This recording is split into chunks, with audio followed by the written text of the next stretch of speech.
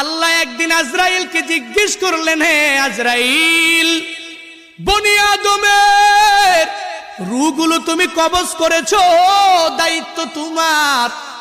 হে আজরাইল, তুমি আমারে জানাও না ওই বনি আদমের মধ্যে কোন কোন রূহ কবজ করতে তোমার অনেক কষ্ট হয়েছিল? আজরাইল জানায়া দেয়, হে ও দয়ার মালিক, বনি আদমের মধ্যে দুইটা রূহ কবজ করতে আমার অনেক কষ্ট হয়েছে। কোন দুইটা রূহ? বলে এক নম্বরে এক আল্লাহর বান্দি মহিলা, বিশাল এক সমুদ্রের মধ্যে জাহাজটা প্লাবনের মধ্যে পড়িয়া যখনই ডুবিয়া যাবে, ওই হালাতে সবাই ডুবিয়া গেল। এক প্রেগনেন্ট মহিলা, গর্ভবতী মহিলা কাঠের মধ্যে বসা, একটু পরেই এই মহিলা একটা বাচ্চা প্রসব করবে। তোমার কুদরতের কারিশমা, ওই কাঠের উপরেই আল্লাহর বান্দির একটু পরে প্রসব হয়ে গেল। সন্তানটা দুনিয়ার মধ্যে ওই কাষ্টের উপরে যখন দুনিয়াতে আসলো, তখনই তোমার অর্ডার হয়ে গেল, হে আজরাইল যাও এই বান্দির রূহটাকে কবজ করে তুমি নিয়ে চলে আসো। আমি যখন ওই কাঠের উপরে ঝুলন্ত ওই মহিলার রূহটাকে কবজ করার জন্য যখন আমি চলে গেলাম, আমার মনের মধ্যে অনেক কষ্ট ওই সময়ে লেগেছিল।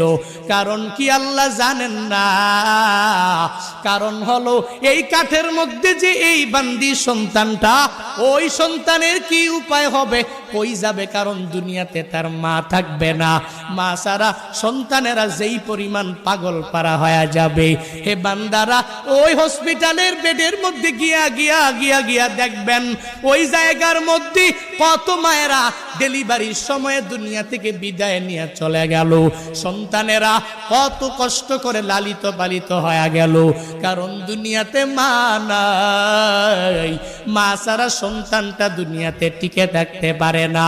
70 বছরের ওই মুরব্বী নিজের মা হারাইয়া কান্দে, চোখের পানি ফালায়া, ওই বাবা হারাইয়া কান্দে। কারণ বান্দা তো জানে আমার নাতি নাতনির অভাব নাই, এই দুনিয়াতে আমার ছেলের অভাব নাই, এই দুনিয়াতে আমি সব কিছু দুনিয়াতে পাইয়া গেলাম, এখন আমার কোনো কিছুর অভাব নাই। কিন্তু আমার মা ছাড়া আমার এতিম অবস্থা হয়ে যায়, আমার বাবা ছাড়া আমার এতিম অবস্থা হয়ে যায়। সন্তানটা বড় হয়ে গেল, এরপরেও মা ছাড়া চলতে পারে না। মা যার নাই, মনে হয় ঘরের মধ্যে কোনো একটা নাই। যার বাবা নাই, ওই বান্দা পূর্ণাঙ্গ ভাবে বলতে পারে মনে হয় ঘরের মধ্যে টাকা আছে, সন্তানেরা আছে, বউ আছে, স্ত্রী আছে, পুত্রবধূ আছে, বাবা নাই, মানে ঘরের মধ্যে কোনো একটা মানিক নাই।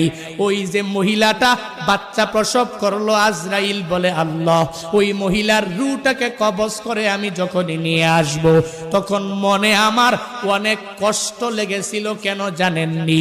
কারণ এই সন্তানের উপায় কি হবে এই চিন্তা ভাবনা করিয়া। কারণ আপনার আদেশ আমার মানাই লাগবে, কারণ আল্লাহর আদেশের উপরে